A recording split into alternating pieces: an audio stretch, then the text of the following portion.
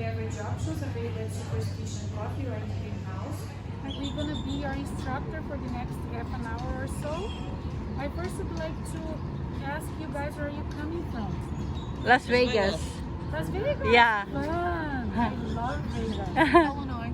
Illinois. Close to Chicago or no? Oh, way down Down. south. Yeah. But it's cold, right? Not Chicago. I love Let's take Chicago. it from here. So again, thank you guys for joining our Olive Oil 101 class today. Now one thing I Now want this is the tour. yes ma'am. Okay. So I said We class used to call Okay. tour. I'm sorry, I didn't mean to interrupt. So no, I also don't. still used to make olive oil today at some smaller producers there. Okay. Yeah, so still very active. And from there, if you see right behind you this olive press, this is what the olive press would look like.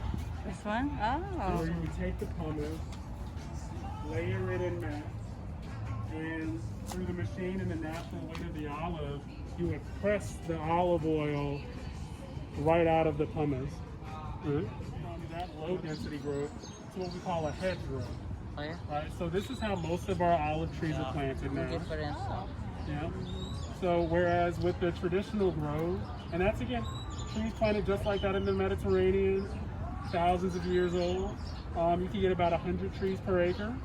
With this planting configuration, you get about almost 5 times as many olive trees per acre with much denser olives.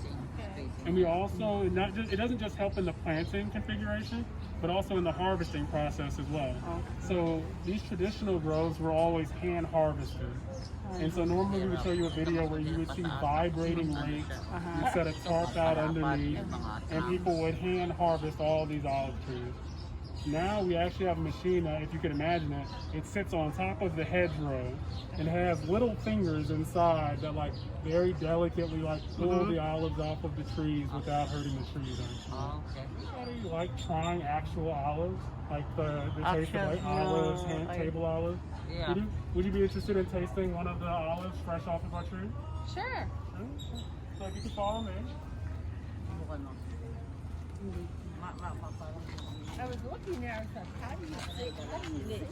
Yeah, so you come close, and if you look really closely, you can see some really ripe purple olives. Uh-huh.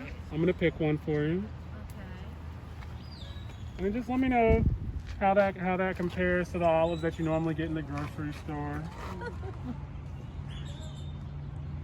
Ooh, bitter. Very bitter. I know right? it's bitter. I know it's Oh, bitter. I know it's bitter. That's right. And so, most people who say that I like the taste of olives have no idea what they're talking about. Oh my Yeah, God. it's really the brine that you taste. I've had salty olives, I've had sweet olives, but it's all about the brining process. That Oh, gives it's all about single the olives their brine. flavor. Okay, so it's not like a fruit you can pick it off of that and eat it. Absolutely not. You know now. Once in a lifetime experience. Yeah. Not again. Yeah, absolutely.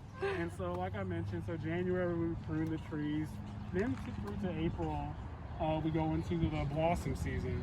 And so you have about 500,000 clusters of olive blossoms that grow on each of these trees. Just one tree?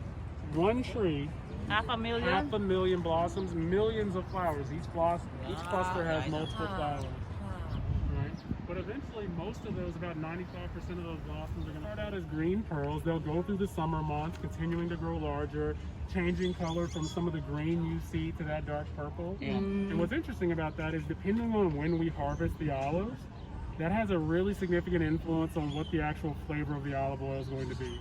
And so we'll tell you about that a little bit when we move on to our classroom. So if you follow me, we're going to go under the canopy now.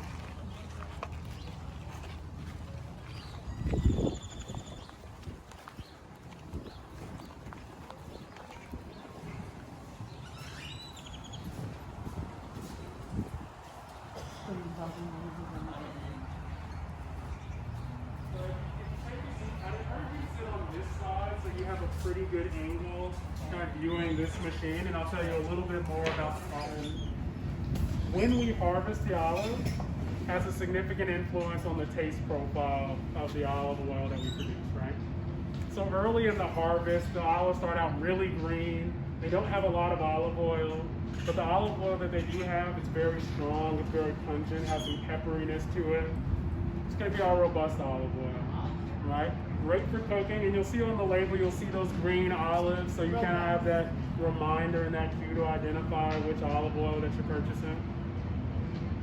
Now, you may have, if you recall, so vinaigrettes are usually a combination of olive oil and balsamic vinegar, right? So this is the roasted garlic.